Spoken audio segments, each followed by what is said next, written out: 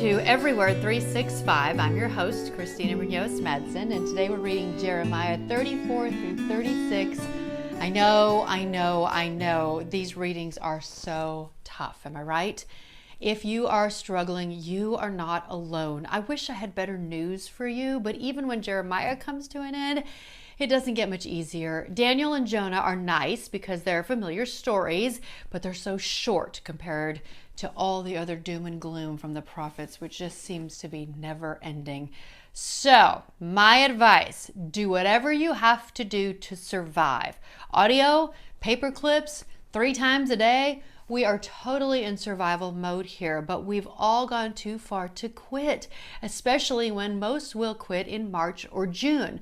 In March, the excitement of a new goal wears off. In June, it's summer and, well, Psalms for an entire month.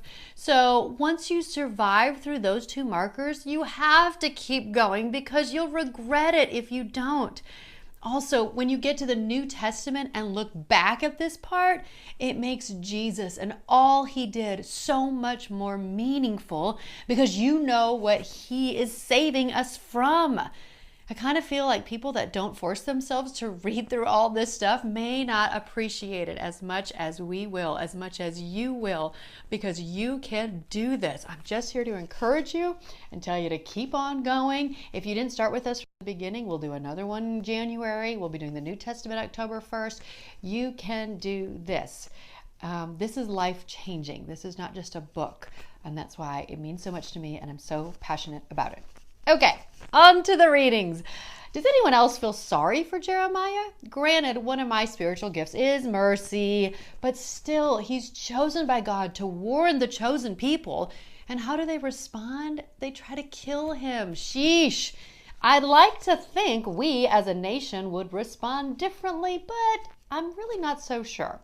So today I'm including a link about the life of Jeremiah and what we can learn, and I just feel compelled to share this because it's so good and it really gives it more of a positive feeling when some of this doom and gloom can be a little on the negative side. Am I right? So here we go.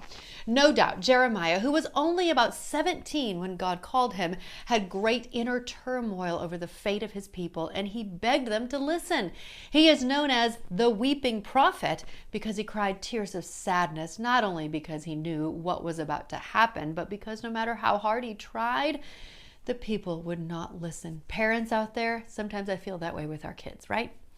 Obviously, the people of Israel had become so hardened by the numbing effects of sin that they no longer believed God, nor did they fear him. Jeremiah preached for 40 years, and not once did he see any real success in changing or softening the hearts and minds of his stubborn, idolatrous people. The other prophets of Israel had witnessed some successes, at least for a little while, but not Jeremiah. He was speaking to a brick wall. However, his words were not wasted. They were pearls being cast before swine, in a sense, and they were convincing every person who heard them and refused to heed the warning. Jeremiah tried to make the people understand their problem was a lack of belief, trust, and faith in God, along with an absence of fear, which caused them to take him for granted. It is very easy to be lulled into a false sense of security, especially when the focus is not on God. The nation of Israel, just like many nations today, had stopped putting God first and had replaced him with false gods, those that would not make them feel guilty or convict them of sin. That may sound fun, but that is not a good thing.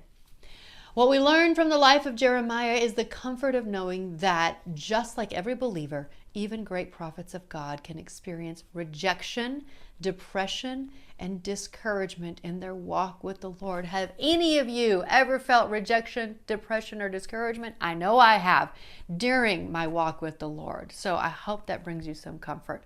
This is a normal part of growing spiritually because our sinful nature fights against our new nature, that which is born of the Spirit of God, according to Galatians 5:17. For the sinful nature desires what is contrary to the Spirit, and the Spirit what is contrary to the sinful nature. They are in conflict with each other, so that you do not do what you want. But just as Jeremiah found, we can know that the faithfulness of our God is infinite. Even when we are unfaithful to him, he remains steadfast. Jeremiah was given the task of delivering an unpopular, convicting message to Israel, one that caused him great mental anguish, as well as making him despised in the eyes of his people.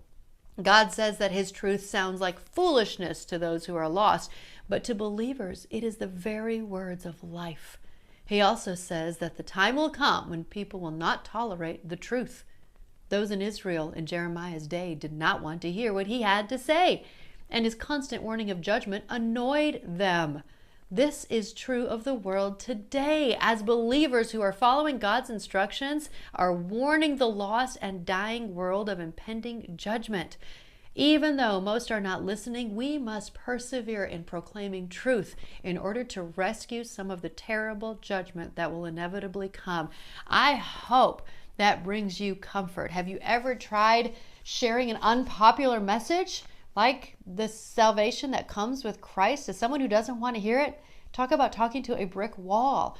So if you're frustrated, if you're down, the weeping prophet can relate to you and you can relate to him. And that's why it's so important to read this even when it's tough.